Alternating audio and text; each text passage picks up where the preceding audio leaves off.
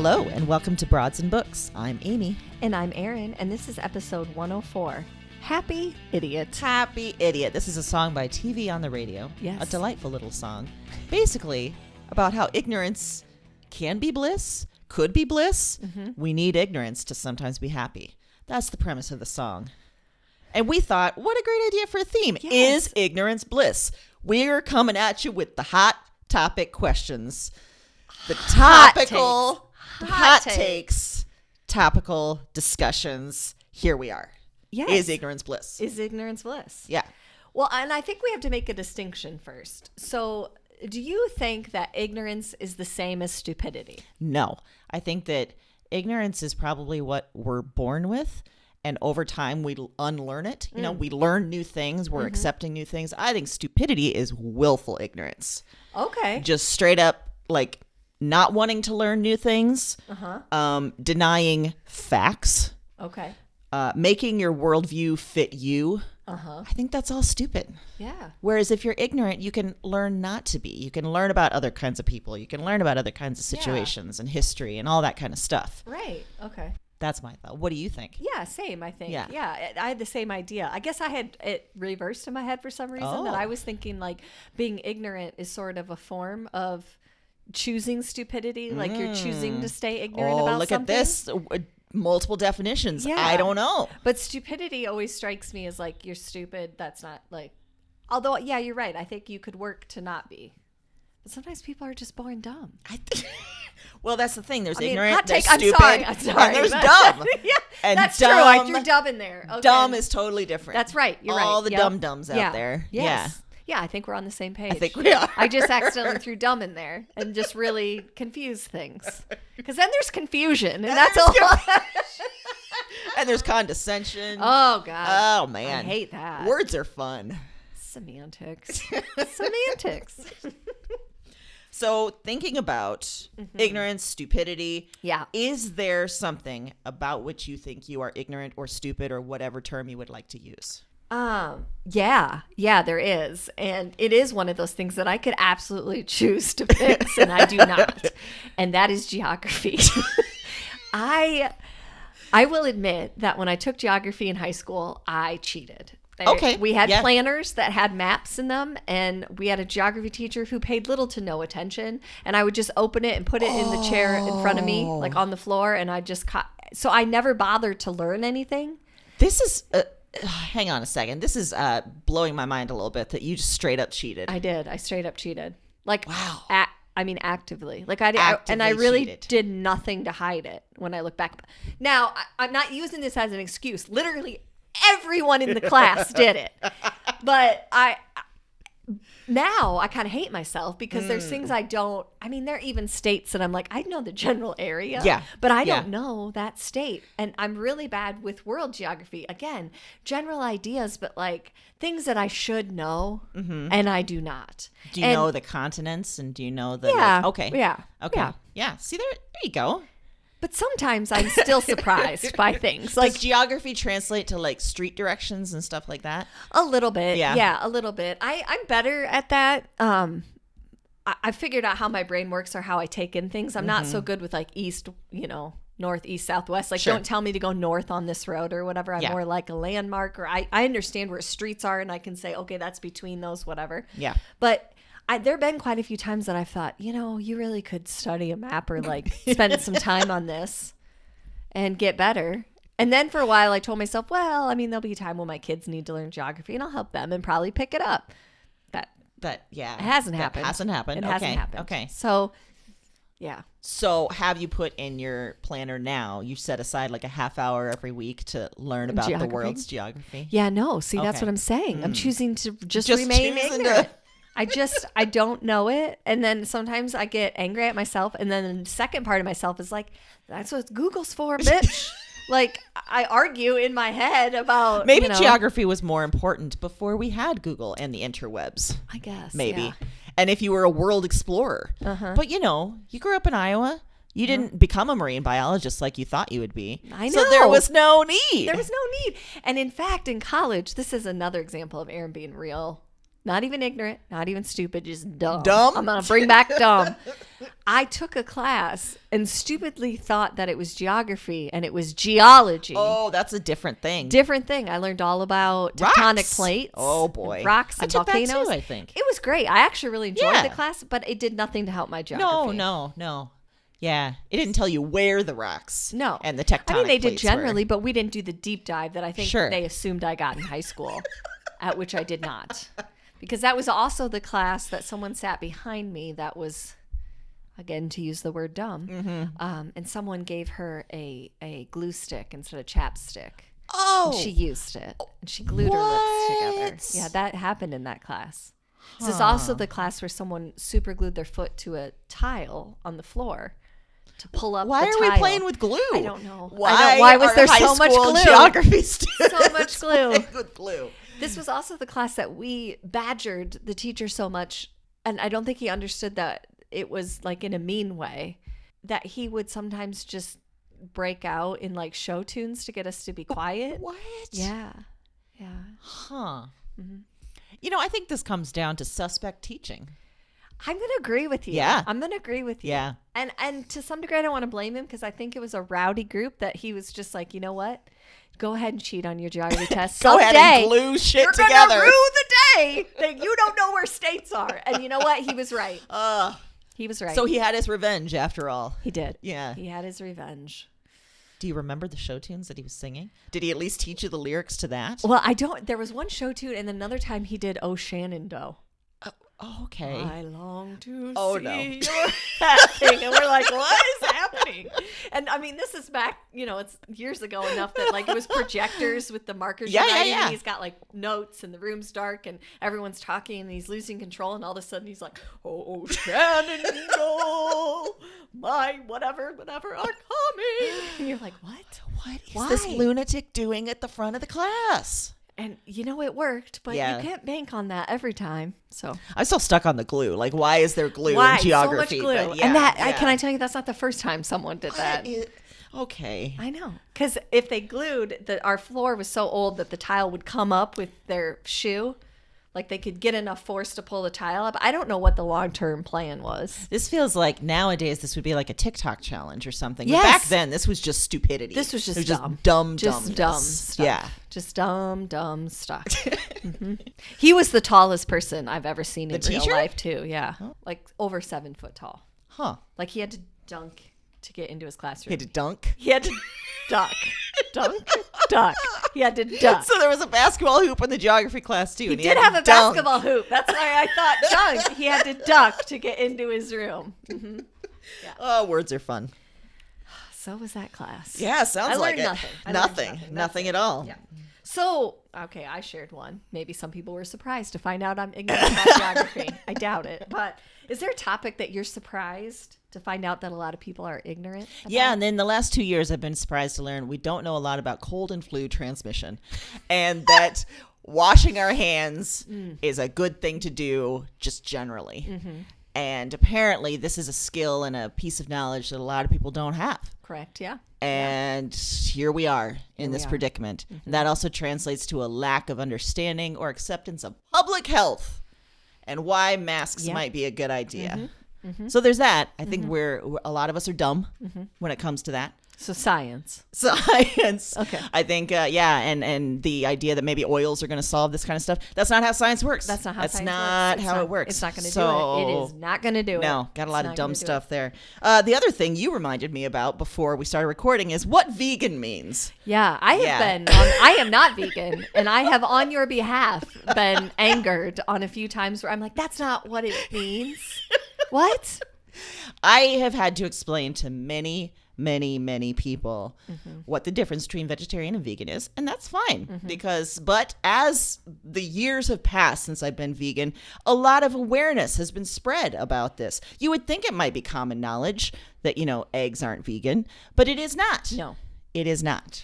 Also, on your behalf again, I have been frustrated by people who feel a kinship to you and you're like, I'm vegan too. I mean, I eat eggs and cheese, but I'm vegan. Then you're not vegan. That's not the same thing, hon. It's not vegan. No, yeah. It's not the same. You're not a vegan. Nope. Yeah, so there's a lot of, stupidity a lot of dumbness. And just a public service announcement, cheese is not vegan. It's not. So neither are eggs. No. Really, nothing dairy. And also gluten-free and vegan are not the same thing. No. Mike loves to tease you. He'll always throw out, that's gluten-free on to Amy. I'm like, just to goad her. Michael. Yeah. Michael, stop it. Yeah. So there you go. 2 things that we should know a little bit more about. It's true. It Perhaps. really is true. Yeah. Erin, I got another question for you. Oh, yeah. Do you think that having the ability to read people's thoughts, it would maybe make you less ignorant, less stupid, but would it be a benefit or a hindrance? I am super petty. So I feel like it would be a hindrance. Yeah. Because I would be like, oh. Like, that's what you think? That's what you think. I wouldn't be able to be chill about it. No, I think and you're be right. like passive aggressive. Yes. I would just be like, are you serious? Yeah. Are you that dumb? Yes. I'd get really worked up. Well, and we have an inability to control our face. So as soon as you Yes. read a thought, you'd be like, seriously? What? Yeah. So I think it would be a hindrance. Uh-huh. But then there is a part of me that thinks it might be a benefit in the sense that I also often participate in catastrophic thinking. Yes, that's true. I assume that everything's terrible and that someone's thinking something terrible. Yes, yeah. So it might be helpful to find out that no, they were just trying to remember the flavors of Skittles. They weren't actually thinking about my life at all. That's a good point. It might be good perspective to realize that not everyone is judging you at every single moment. Right. They're worried about their own shit. Like that someone might be like, I hope no one heard that fart. And in my head, I see the face and I'm like, they hate me. They hate me. What did I do? Yeah. Yeah, that's a good point. Yeah, I think I would go with the petty route too. Yeah. Because I think, especially here in the Midwest, there's so much passive aggressive stuff. Yeah. So if you were able to hear what's happening and then just hear the actual thought, you're like, oh, it's time to take earrings off and fight. Yeah. My hoops are out. I never wear hoops. But I've never engaged in a physical fight. I never have either. I think it'd be fun. No. I've been slapped, but that was... Who slapped you? I was in 4th grade. Oh, okay. And I stuck up for someone who was getting pushed by you did. a bully. It was a female bully. She did not like that I intervened, and she hauled off and slapped me real good. Right across the face? Right across the face. Right across the face. I said, you should stop pushing him. And I was like, oh, well, okay. If that's the alternative, I guess push away.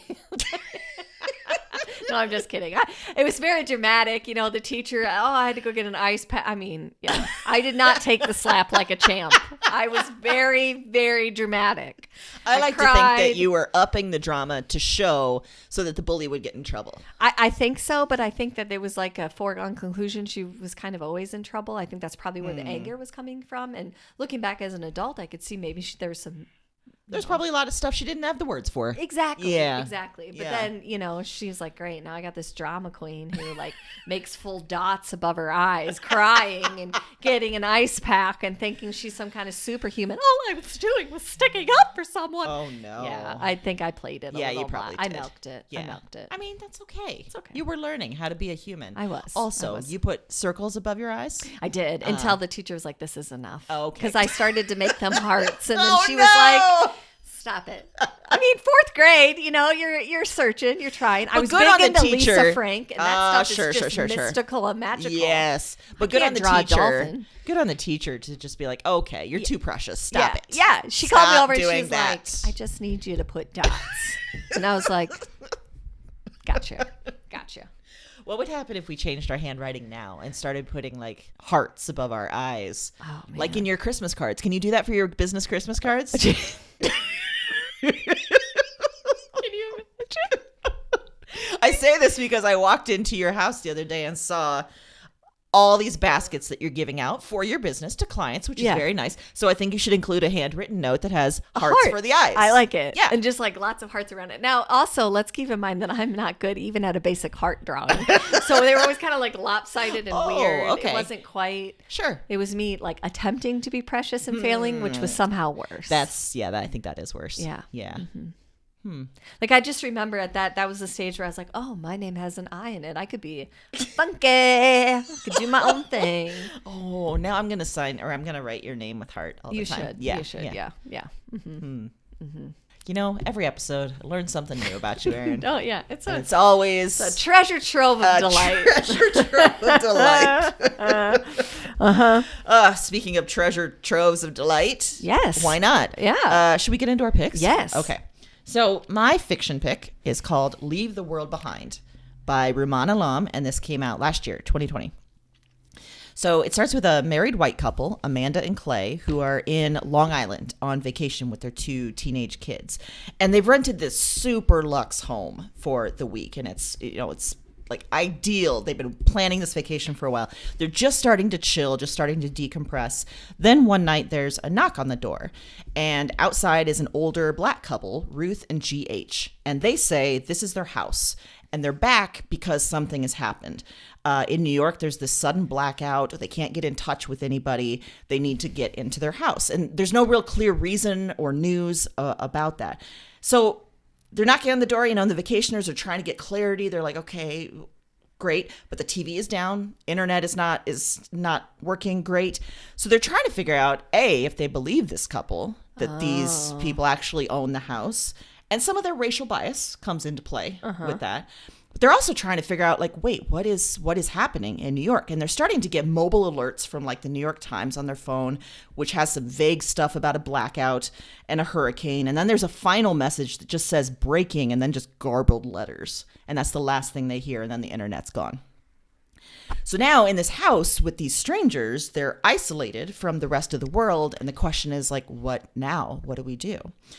And I chose it for this theme because I think what's one of the cool things about the book is we never really see the disaster. We don't know what really happened. It's not like a typical apocalypse or disaster novel where everything is sort of laid out. Right. We know it's been this massive cataclysm kind of thing. Here it's about the not knowing and not knowing what's happening outside the house, not knowing these strangers, not knowing if you can trust them and being thrust together at the same time, not knowing what to do next. And there's a sense, too, that maybe they don't want to know because maybe it's everything we've ever feared, And at this point in the novel, it's still the Trump presidency. So they're starting to think, oh, shit, what if it's a nuclear thing? Like all the bad places we went in our heads. Yeah. It was going there. So the idea is maybe ignorance is kind of bliss. I mean, they're at this great place and they're safe out here. So, maybe we don't need to know. But at the same time, ignorance is potentially devastating in the house because in scary moments, we fall back on our biases. We fall back on our prejudices. The white couple can't get comfortable with the black couple there and vice versa. And there's the owner and renter divide. And it all makes things so much stickier. So I think this is very beautifully written. But at the same time, it's super propulsive because you're trying to figure out what's going on, but also just what is going to happen between these odd pairings of people. And it just ratchets up the tension around knowing or not knowing. And I think it's perfect for this theme. Wow. And yeah. It does sound perfect for this theme. And isolation is a bitch. Yeah. And I do not like the idea of strangers coming to my house. Well, that's very true of like the last couple of years. A lot of people kind of went through that when we talk about quarantine, and there was a part of us that the isolation was overwhelming. Yeah. But then if you think about all the stories you heard about people maybe having to quarantine with family they don't get along with, or a spouse that things aren't going well with. I mean, there was a lot of awkward situations that came out of something that was beyond anyone's control that really no one prepared for, because in this day and age, who really thinks that that's going to be something that happens? Exactly. And this was written before all this, obviously, but it came out in the middle of the pandemic. So it feels like it was one of those weird kismet moments where it is actually very relevant and not quite the same. But at the same time, us knowing that there's something bad happening or knowing that something bad is coming is different from actually experiencing it. And that's, where this is going. It's good stuff. Yeah. Well, the book that I picked for this theme for fiction this time is called The Pessimists by Bethany Ball. And it was published in October 2021. And this is one of those where we're getting 3 couples. We're following 3 different couples. It's a small town in Connecticut. It opens on a New Year's Eve party at Tripp and Virginia's home. And right away, we get the idea that this is a small town. So there's these pressures from the outside that not everyone is always saying or acting how they really feel, because they think that there's this appearance element. We also find out right away that there's a school involved that is kind of an alternative school that all their kids go to that seems more concerned with the kids, say, using their imaginations than learning math. And there's this sort of group think of well, it's the best school, so that's where your kid has to go. And willful ignorance of the fact that they might not actually be teaching anything. And the principal / superintendent kind of seems like a cult leader. Oh, but okay. separate from that, Yeah. we're following these 3 couples, and they're all kind of at different points in their relationships and in their family dynamics. Tripp and Virginia have one daughter. Virginia's an author. She has found out that she has cancer, and she's told no one. She hasn't told her husband.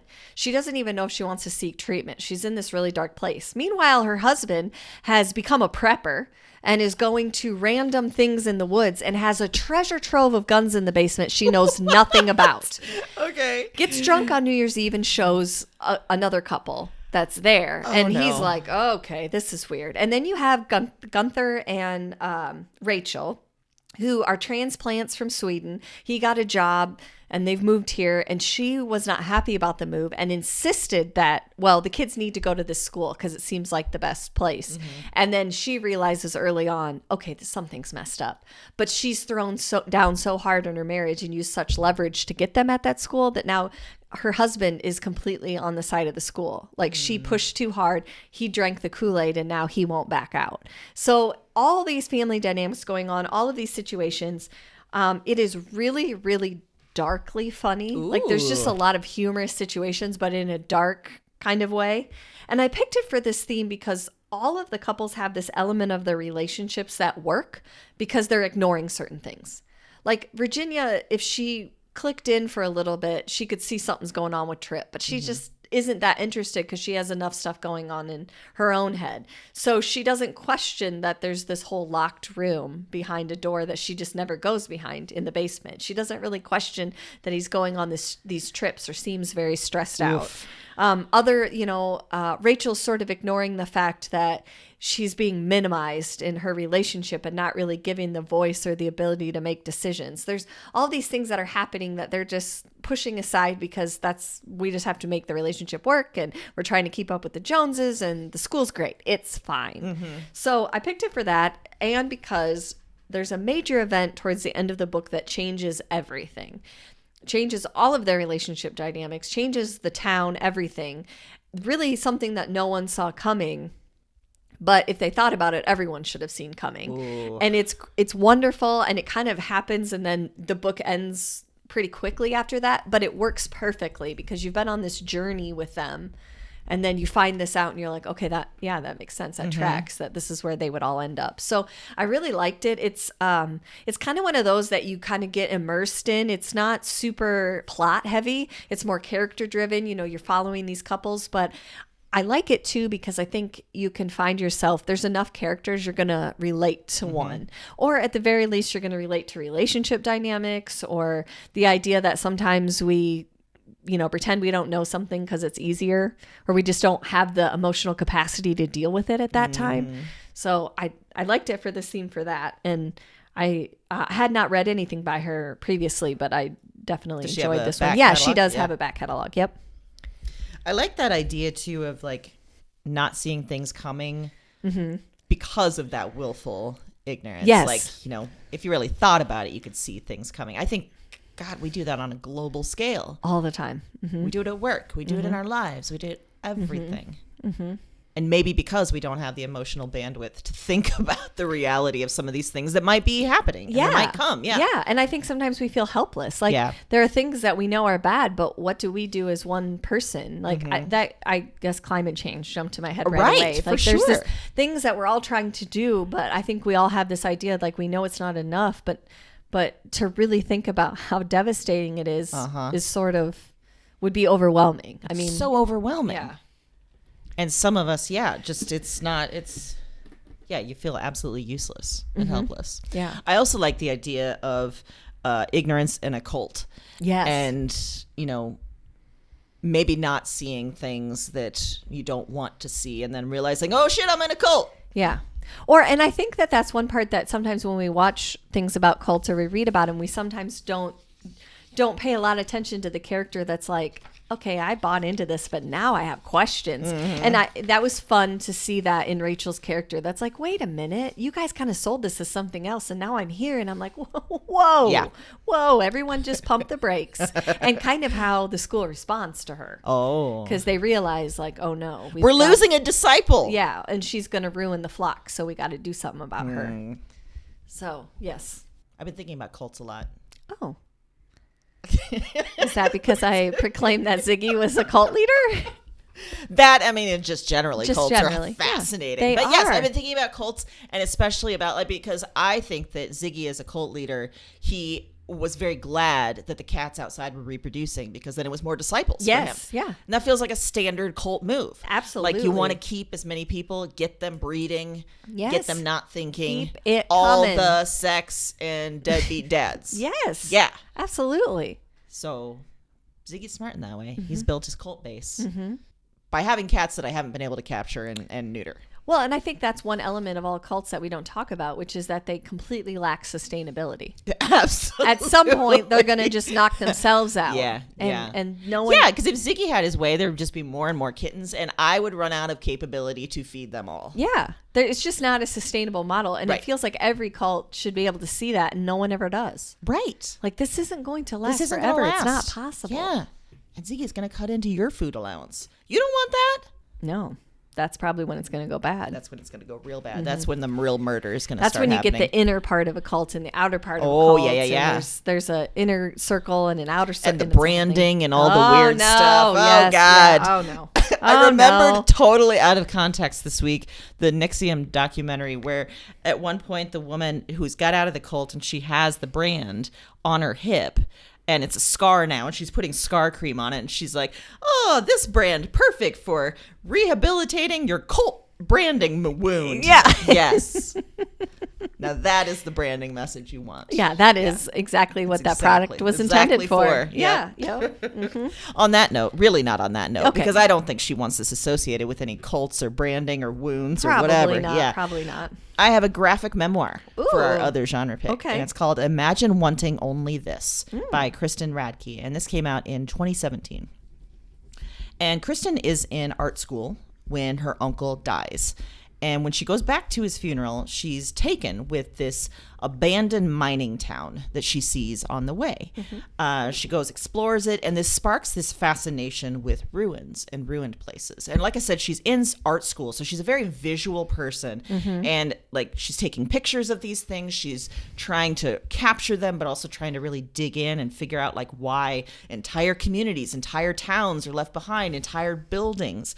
And while this is happening and while she's grieving her uncle, she also discovers that there's this rare genetic heart disease that killed him, one that's passed down through her family and through generations. So she's grappling with this idea that she may have it and she may not have a long time in her life.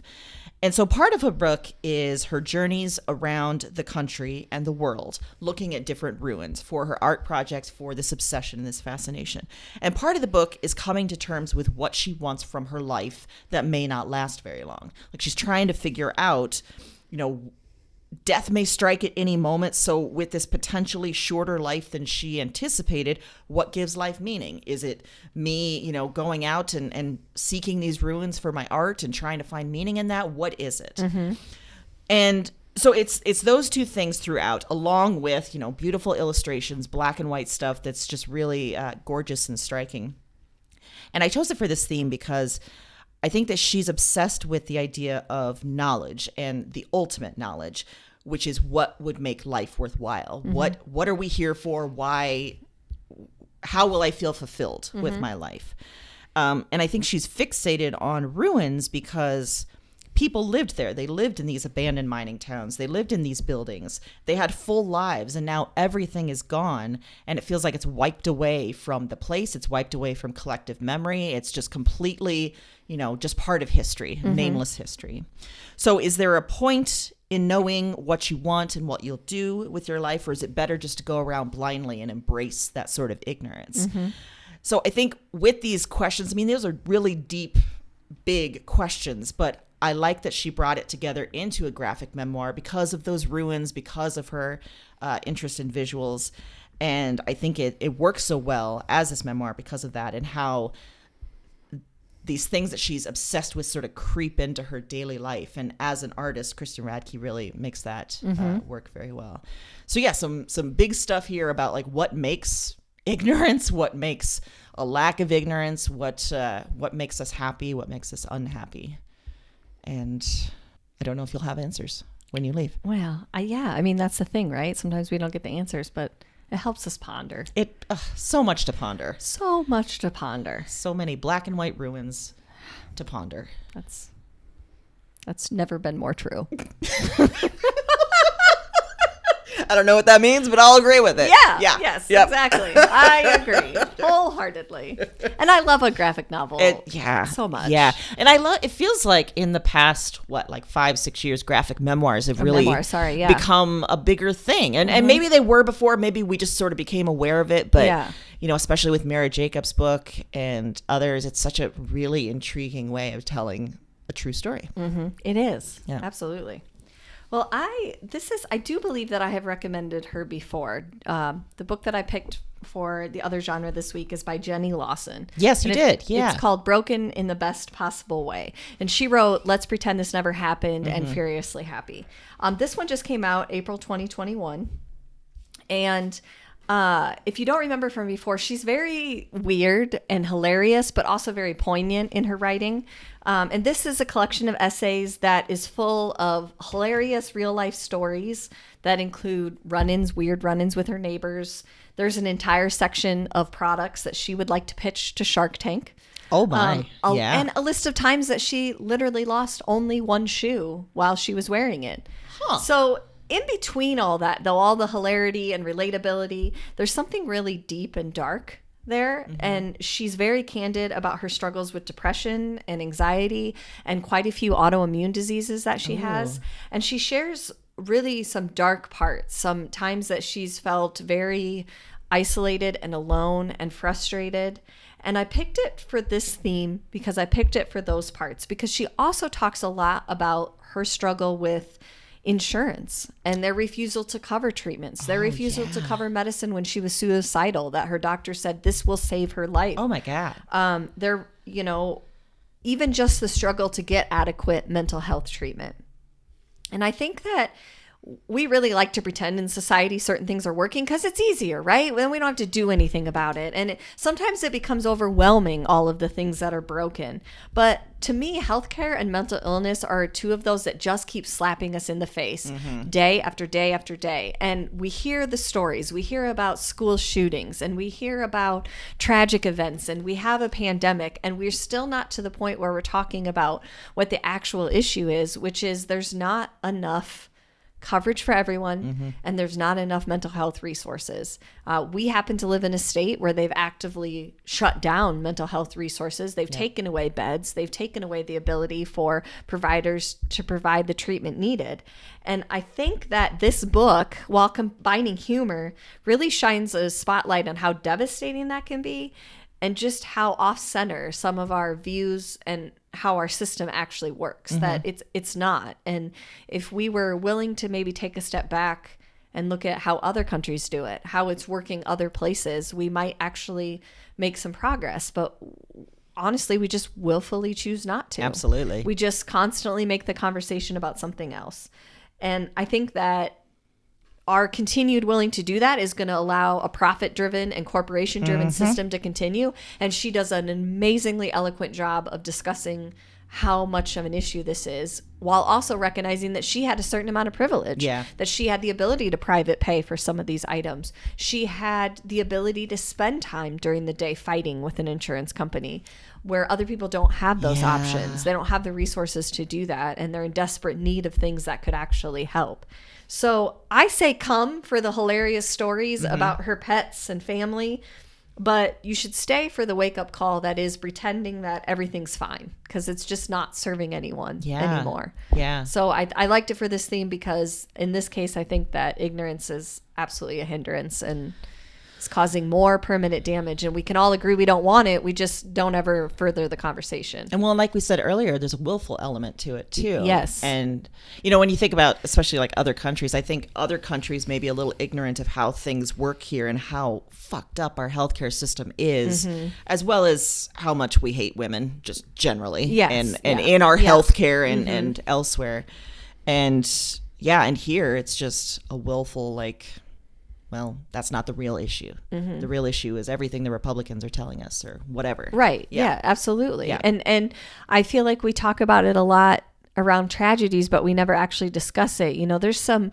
There's a mental health component of all the things that we're worried about that we just refuse to see. When we hear the tragedies of someone, of a mass shooting, what we talk about is gun control and things like that, which I'm not taking away from that debate. I'm just saying somehow we allow that to be the only thing because it's divisive. So it stops there instead of saying like, we're not doing a good job with any resources on any level. I mean, we don't need to be waiting until the person's drowning to show that, to try and get them a life raft. Like we don't need to wait until the absolute most highest moment of crisis. Like there's other times that we could be trying some things, we just don't, and we don't push for it. And I think there's a very like human thing where we're looking for the simplest answer to something because complexity is super hard, and mental health and mental health care is super hard, as is just healthcare in general. So then we focus on everything else. We focus on maybe specific laws or something like that, or talking points or cancel culture or whatever. Right. Correct. Yeah. And we focus on punishment a lot too. Like if we get the right punishment, that's going to be the key to unlocking this. Everybody's going to fall into line, and that takes out such a huge element of what's going on. There isn't a punishment that's going to stop someone that's struggling with mental illness. That's not the way that this works. So I really appreciated how candid she was. I think that that's a very vulnerable choice to make. She was very honest about a lot of things that she went through, a lot of the treatments she's tried, about how she feels, about how it can make her family feel. And we need more people that are willing to do that so that everyone can have a better understanding and maybe try to make some change. Because you can imagine for someone who has more resources and is a cisgender white female that's struggling, we can only imagine how anyone else in that situation is doing. And that, so many people don't know how to advocate for themselves or for others. And so there is that level of privilege of even knowing how to do that. Or knowing how to work the system or whatever. Absolutely. Ugh. But it's also great. I mean, there's so much humor in there too.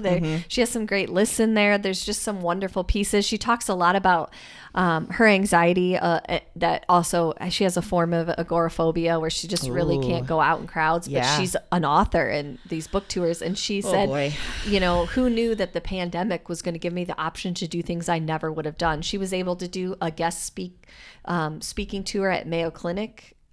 To talk to some of the people there about struggles she's had with insurance and with mental health. She did some great author interviews, things that she said I never would have agreed to because it would be too much. It would be too taxing. It would take too much out of me. And she said I had enough experience that I would get there and then just not leave my hotel room. So she said that's one of the good parts about the pandemic is it allowed some of these opportunities and maybe a different way to look at how we interact. Yeah, that's true. Opening up accessibility in a lot of ways. Yeah. Well, sounds terrific. It was. If not sobering. Yes. And funny at the same time. Yes. I mean, that's us. So much humor. We are friggin' hilarious. Yes. And also make you think. I will bring a hot take and follow it up with a joke. Because that is what we do. That's what we do here. We're constantly on the line between humor and sincerity and all the things. Yeah. We might cry, but then we're going to laugh. Yeah. We might laugh and cry at the same time. And maybe even pee ourselves at the same time. That goes without saying. That goes without saying. There's pee in my pants right now. Oh, that's good. I'm glad Lord. Is it on my furniture or is it contained? I mean, in your... Okay, either way, it's fine. Either way, it's fine. Good. Oops, sorry. I don't know why I'm so concerned about furniture. The cats have fucking destroyed everything. Yeah, there's really more in Ziggy's hidey hole than in your furniture. Yeah, I don't know why I ignore that. Okay. Yeah. That's fair. That's fine. I got a pop culture pick for you. Yeah. It is a television show. Oh. I almost said telenovela, which is not true. What? That is not what this is. No, it's a TV show. Okay. It is 4 seasons, all done on Hulu. It's called The Killing. Oh. You saw this, right? Yes. Yeah, okay, good. From So the look good. of bliss on your face, I was hoping No. that's what No, this is... Never heard of it. No. Yes, this ran from 2011 to 2014. And just a goddamn good show. It is so good. Yeah. So good. Okay, so Sarah Linden is a detective in Seattle, and it's her last day. And she's engaged to this guy, and she and her son are moving from Seattle to Napa Valley to start a new life. But on her last day, she's assigned a case, and it's a teen girl who was murdered. And not just that, she's saddled with this guy who's going to replace her, Eric Holder, who is a former narcotics cop and now a detective. So she starts on this case thinking, all right, I'll do a little bit of work, and then boom, end of day, new life, yay. And then, of course, she can't stop. She keeps delaying her move another day, another couple days, because the case is so devastating. It's so weird. It's so complex with so many different players across the spectrums of politics and Native American casinos and just all over the place. But also because Linden, I think, is someone for whom not knowing things is horrible. Mm-hmm. She can't handle that, even when knowing becomes this terrible burden that really, really afflicts her. Meanwhile, Holder is struggling with a drug habit that he picked up in his narc days, and he's trying to reckon with what he did while he was an addict. So over the course of the show, Linden and Holder gel into this terrific team, mm-hmm. and they work this case, and then they work a couple more through the 4 seasons. And I chose it for this theme because I love that this is so much more than a crime drama. Yeah. I think Linden is this really scarred person who has based her life around getting answers to questions people may not really want to know. Mm-hmm. And she has to dig, and it overwhelms her, and it threatens to destroy her, but she can't help it. She doesn't like the not knowing, especially when it comes to who may have hurt this child or this teenager or whatever. Right. She's a loner until Holder comes around, and they forge this intense friendship and partnership. So it's a show about finding the truth, but maybe realizing ignorance is bliss. Maybe. Mm-hmm. I think it's a very dark show, but there's these wonderful bursts of humor too, often as a result of Holder, who is just a cocky goofball with some of the best ridiculous lines you've ever heard on TV. And he pushes Linden in all the best ways. Mm-hmm. And the first 3 seasons were on a network channel, and the last was on Netflix. So if you're binging all of them, just know Netflix, you're going to get a lot more swear words. You're going to get a lot more darkness. Yeah. Because they went full on Netflix. Yeah. Also, this started my love affair with Joel Kinnaman. Which is a good love affair to have, because yes. wow. When I was watching this show, I was texting with Tammy, who had watched this, and I was like, what is it about Joel Kinnaman? She's like, he's dirty hot. And I was like, that is it. That's it. Yeah. Eric Holder in this show is dirty hot. Yeah. So you got that to look forward to. Also, in season 3, Peter Sarsgaard is a character, mm-hmm. and it's absolutely incredible. He does such a good job. So everyone in this show is terrific. Mm-hmm. Like I said, it's so twisty and dark, but also very personal. And there's a lot of things about motherhood, about family, about coming to terms with who you are. And yeah, it's a hell of a ride. It's a great show. Mm-hmm. And it's a good, I wouldn't have thought of it for this theme, but it really works. Just thinking of Linden and Holder. Yeah. Just a terrific duo. Mm-hmm. Also, fun fact, Patti Smith, the musician and writer, mm-hmm. one of her books, I think it's M Train, she devotes several essays to her love for The Killing. And she writes about it, and she's getting really deep into why she writes or why she loves it and everything. But apparently she loved it so much, and these essays reached somebody. So she has a guest spot in one of the season 4 episodes, just as a doctor, just as a random doctor. And I'm like, that's Patti Smith. That's amazing. Yeah. How cool would it be to have the ability, you're famous enough that you can, write about it, and then somebody's like, hey, why don't you do this? I'd be like, yes, I will. I'm Thank on you. it. I am not an actor, but I'm doing it. I'm doing it. Doing it. Well, for pop culture this week, I went a little bit shallow. Not going to lie to you. And there's a specific reason I did this. Okay. I picked a Hulu documentary, just came out, called The Housewife and the Shaw Shocker. What? Yep. Wait. Was that 2 words? Yeah. Shaw Shocker? Yep. Okay. Okay, so it's an odd choice, but Okay. for a bigger purpose. So this is a documentary about Jen Shaw, who is on The Real Housewives of Salt Lake City, and she was arrested in March of 2021. I remember you and Heath talking about this, right? Like getting excited about this. And she's been charged with multiple counts of fraud, like serious. Like I'm pretty sure she's going to jail. Okay. So they did like in the summer sometime, I think they did The Housewife and the Hustler, which was a story about Erica Jane and her husband, who's a lawyer who took all that money. Okay. So apparently they're doing this now. Okay. So this is the next housewife, right? In legal trouble. So they've done it. And that's honestly why I picked it. Because I feel like I used to watch this show because I liked the ignorance. I liked the ignorance of Real Housewives, right? Yeah. I liked just the fluff of it, the reality. And somewhere along the way, the genre has shifted. To true crime? To true crime. And here we are, and now we are all eating it up because in this season of Real Housewives of Salt Lake City that is on now, we watched Jen Shaw get arrested. We watched all the other women find out about this in real time, which of course we knew because it happened last year. So everybody's just been dying for these episodes, and they are explosive and crazy. And to see this really happen with these women who are friends off camera as well, just trying to piece together, and they're on camera and they know it's a friend and they're like, what is that? I mean, they were getting together to go on a cast trip when she was arrested. She gets a phone call. She's on the bus. They have it recorded, and you can see something go across her face, and she turns to one of the gals and said, can you unmic me? Can you turn this off? And which is like, yeah, you're not supposed to do that, no. right? So she takes it off, and she gets off the bus, makes an excuse about a family emergency, and leaves. And 20 minutes later, she's arrested on the side of the road by Homeland Security, U.S. Marshals. This is not good. What is it? Is it okay to reveal, like, what is it she's arrested for? Because that's what the documentary breaks down. So basically, she has always said she makes her money by generating leads, meaning, like, if you click on something, they sell your information to someone, like, but it feels like a very, like, nebulous area. And here's the problem is that it crosses over when you are purposely getting leads of people who are vulnerable, elderly people, people with disabilities, and then you're taking advantage of them by saying, oh, you buy this marketing program for your small business for $99, and then all of a sudden $99 is $9,000, and they're maxing out your credit cards because you gave them the number. I mean, we're talking about people that lost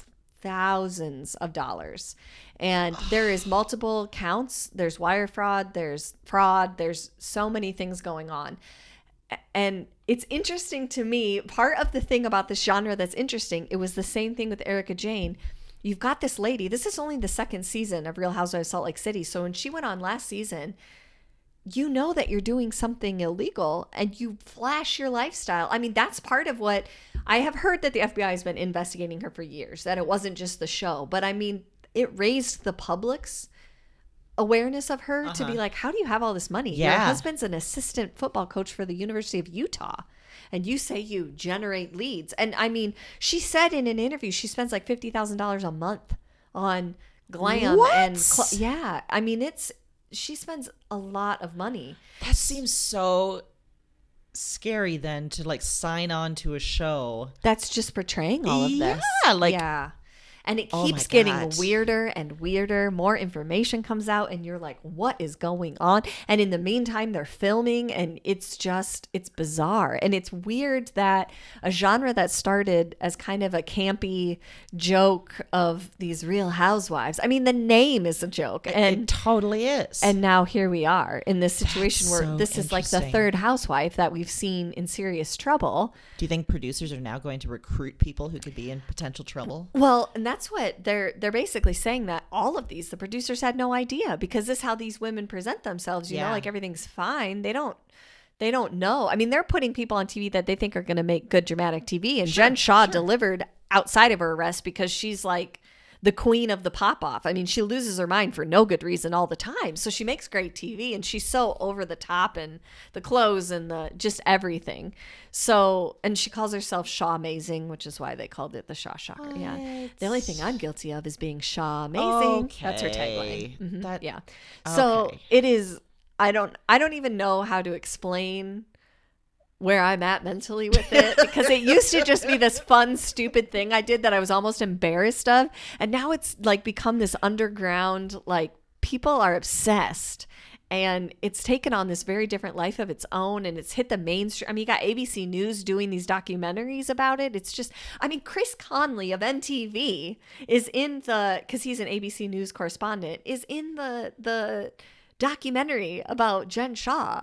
And one of his quotes is like, nobody does Jen Shah as well as Jen Shah. And you're like, this is like, what? My mind is like exploding. Yeah, what is happening? How is this happening? It's just, it's wonderful and weird and terrible. It's everything. And I was ignorant for a long time that these people were just dumb and willfully putting this out there. And now there's all these other questions about where this is going. And it is fascinating. And I'm just saying, it's a weird place. It's a wild place to be. What a time to be alive. So what a time to be alive. So wow. It does make me wonder, like, how in the future, if they're going to sort of twist the premise of the show or in some way change their recruit. Yeah, I don't know. It's very interesting, and it's just, I don't know where they're taking it. I don't know what they're going to do with her. I mean, she's filming this season. She's been arrested. We haven't really seen her since then, except in a little clip.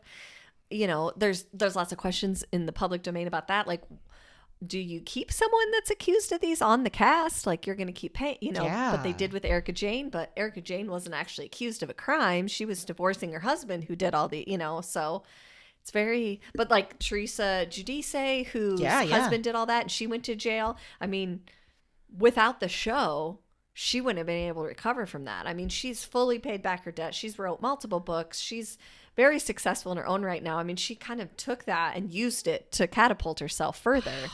So it is interesting. It's interesting to see how it started, where it's going. Yeah. It's shallow, but also entertaining. So entertaining. Yeah. And here we are in a weird, weird place. And I'm here for it. And I found out on Monday that they were releasing that, and I was like, I'm all in. And then on Tuesday, I found out that Jen Shah's legal team's trying to get the whole thing dismissed because of that documentary. Because now they say there's no one that will be an impartial juror. Okay, calm down. I mean, first of all, that's assuming everyone has Hulu. Exactly. And like, that's just not shows how you the the world delusion works. already. Like, everyone's watching the documentary about me. I'm screwed. Yeah. Okay. Mm-hmm. It's a little narcissism. Yeah. Oh, yeah. So much. But anyway. Well, terrific pick. Yeah. It's ignorant to go on a show when you're doing fraud, I would say. That's the message I'm receiving. Doing fraud. Committing fraudulent acts. I don't know. I like doing fraud. Let's go do some fraud. I'm doing some fraud. Doing fraud day around here. What are you doing on Friday? I'm doing some fraud. Doing some fraud. Yeah. Fraudy fraud. What would be your favorite kind of fraud to commit, to do?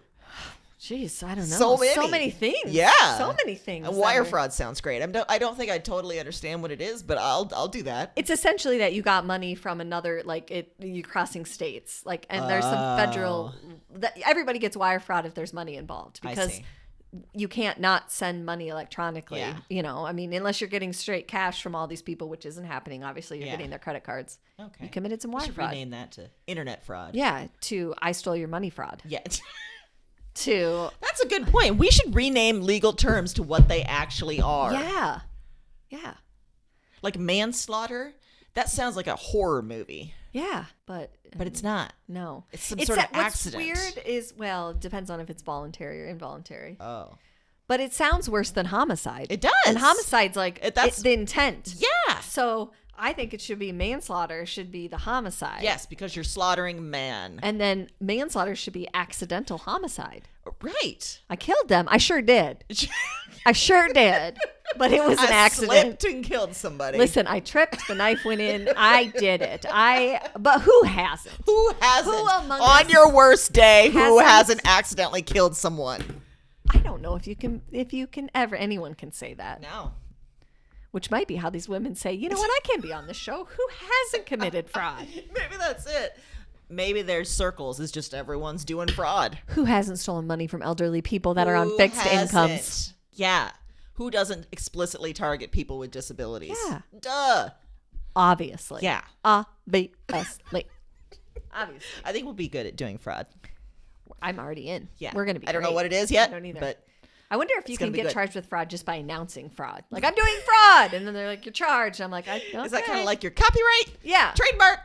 Yeah. Patent. So this right here is us admitting that we're going to do some fraud. We're going to do some fraud. So we're going to go to jail. Okay. Well, there'll be a Hulu documentary about it at least. That'd be great. Yeah. Yeah. Yeah. Well, while we consider what fraud to do, you can get to reading on these excellent picks. And in the meantime, we'll be back next week. Not next week, the week after. Yeah. 2 weeks. Get it straight, Erin. I'm sorry. Jesus, I was committing fraud by telling you we'd be back next week. Because we won't be. We're doing fraud. We won't be. But in the meantime, happy reading.